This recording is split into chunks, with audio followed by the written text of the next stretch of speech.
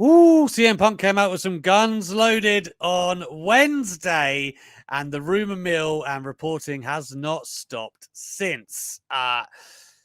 Without quoting verbatim what CM Punk said, he did essentially say, Hangman Page, you wanted a rematch. How about now? Of course, he doesn't answer because he didn't know he was meant to. Nobody knew CM Punk was going to lay this gauntlet down to Hangman Page. And then, quite unfairly, Punk would say, there you go, he's a coward. Which, I mean, I don't know. If he hasn't got the heads up or anything, I think that's a bit harsh. Anyway, it's hard to see how that's going to play into things. It doesn't look like Page is factored into that area of the show for a while. So there's going to have to be some discussions and some revelations, I'm sure, from Tony Khan in the build up to All Out. And I'm sure he's going to get asked about it. So we will see. But anyway, moving, we'll come back to that. But Punk goes on to fire shots at Moxley for being the third best man in his group yet again. That was a line I actually did enjoy. And he proceeded to tear into Kingston as well. What did he say? The second best Kingston he's been in the locker room with, and the third best Eddie. He was doing, it was a good promo, right? Good segment. But then we're led to believe that he'd gone off script a little bit. But not only that, apparently SP3, there's been problems for a while. Like, this has been bubbling behind the scenes. Thank you. And it might not be as fairy tale as some would have you believe between the quote unquote, if the reports, I'm quoting here, top guys aren't particularly happy. Yeah, this is dating back to the promo work from Hangman Adam Page prior to Double or Nothing. Basically, one of his promos, especially the promo that they had just before Double or Nothing, where Page kind of alluded to CM Punk's issues with Colt Cabana. Apparently, some of the promo material didn't rub Punk the right way, and he had a meeting with AEW higher ups. Voices of Wrestling had a separate report where they said that after his meeting with the higher ups, CM Punk went to some people and said that he would never lose to Hangman Adam Page. This also led into kind of people in AEW believing that Punk was so frustrated that he was possibly could have quit the company, or at the very least not show up to last week's Dynamite. And then Dave Meltzer in the Wrestling Observer newsletter had a further report saying that it's a bigger, wider problem within AEW, that the top guys right now, there's some unhappiness, some miscommunication between them, and he believes that Tony Khan should sit down with them because a lot of people are at their breaking point. So yeah, it just seems like this is kind of a boiling over point for a lot of stuff that we've heard over the last couple of months. This is kind of the year for AEW where the honeymoon period is not only over as far as, fan criticism, it's over for kind of the talent being kumbaya in the back. And I'm not going to say that CM Punk is the catalyst for this. I'm just saying that having CM Punk there is another ego, another top star that is not going to always get along with certain other people. And I've heard a couple of different arguments since this whole news came back, because I do have some friends that live in Chicago that are not only I would go as far to say are CM Punk attorneys, and they say, oh no, this is all the work. Punk used the dirt sheets to, promote his return. So he's using the dirt sheets to turn heel. And I was like, okay, I can believe some of this, but honestly, this whole report by, great work by Sean Ross Sapp and the folks over at Fightful, this whole report does not make CM Punk look good. It doesn't make him into a heel. It makes him into a diva. And it doesn't make Punk look good at all. And I think that, the main part of it that I totally agree with is that what he said on, Dynamite about Hangman Adam Page, it wasn't fair to Hangman Adam Page at all. Because even if he was aware, what was he going to do? Bypass Tony Khan and go out there to answer the call and not look like a weak baby face? And if he wasn't aware, that's even doubly just wrong. And, there's some people that are trying to justify what Punk said in the report, saying that he was justified because some of Hangman's promo work that Punk didn't like. It was when Punk wasn't there, and he said what he said when Hangman was there. It's like it's a lot of stuff that just doesn't make CM Punk look good at all. So I do very much think this whole CM Punk and Colt Cabana thing is a bigger issue that people in AEW are just trying to kind of silence down. If you're not aware, they were sued by the doctor from WWE after the infamous podcast episode following CM Punk leaving WWE, and they were sued, and Punk told his best friend of 15 years at that time, I will take care of the legal bills. Colt Cabana, I will say, I'm not going to say Colt Cabana's in the right in this 100%, because Colt Cabana then chose to not have the same lawyer as CM Punk and got a separate lawyer from a separate firm. So CM Punk was like, I renege my offer here. Yeah, I thought we were going to have the same lawyer, at least from the same firm. That's one bill. You're getting a different lawyer that's probably charging more. That's a different bill. So I'm reneging my offer here. And that is usually the falling out of all friendships, especially friendships that long, is usually money. Yeah, it's usually money. So I think it's a very serious issue. If you said, right, SP3, Alex, I'm going to take you out for dinner. And I go, oh, great. And then you sit down and order something, and I go, but what about this restaurant down there? Like it could be, you're going to pay for this, right? And you would go, well, no, like it's this dinner. Look, I don't know CM Punk, so I'm not gonna anything I say from this point. Let's be clear that I'm not speaking as if I know him. I've only ever dealt with him in like press conferences.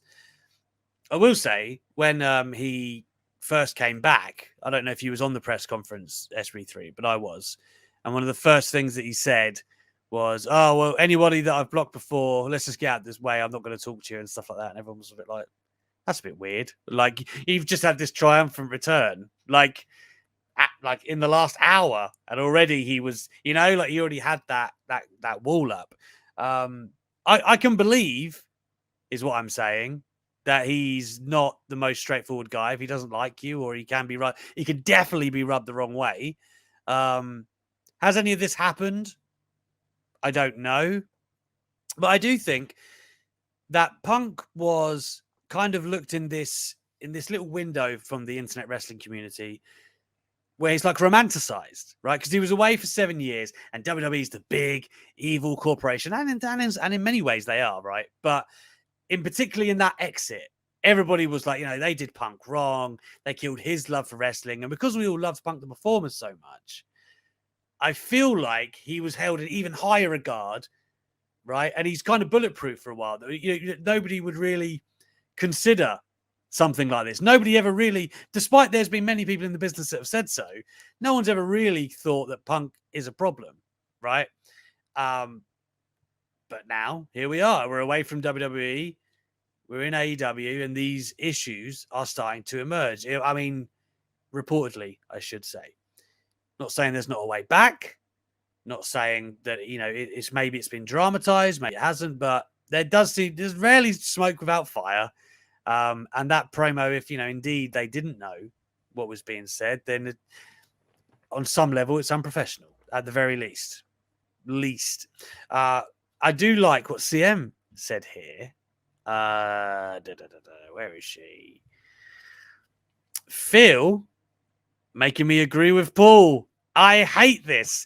Now, what CM is referring to here is the promo many moons ago from Triple H around the Summer of Punk, where he basically said, you want things to change, you want things to be better for you.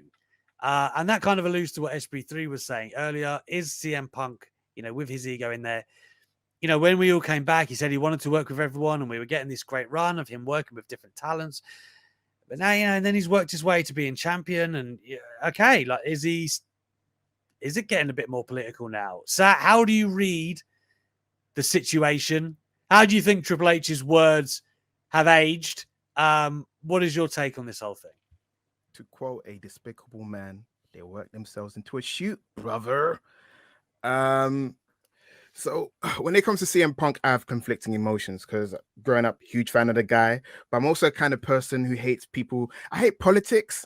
I hate people being bullied. I feel sad for Colt Cabana. That's the main thing I want to get out of the way. He got to the company first.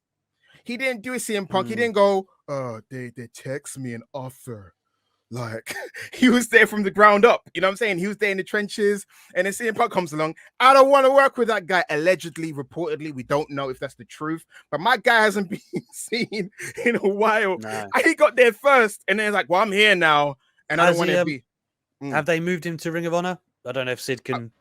Yeah, Sid knows more about the reports. Yeah, according to reports, he was re-signed to be a part of the Ring of Honor brand, but basically he was on his way out. Tony was kind of pushing him out, and it took Matt and Nick Jackson, the Young Bucks, kind of talking up for him because he's so well liked for him to even get re-signed. You know what? Yeah, I just want to say this quickly because I know we're talking about this. If the Elite leaves, shit's gonna hit the bed because they had a heart and soul of things. I feel like if Tony by himself with no one to like hold him down as an anchor, Cody left already. If the Elite leaves, all wrestling, because forget the Elite, all wrestling is gonna go crumble into themselves. Well, let's get it straight. You know, Punk is a TK Dream signing. He always was. This is well known from forums back in the day. He was Tony's favorite wrestler when growing up. You know.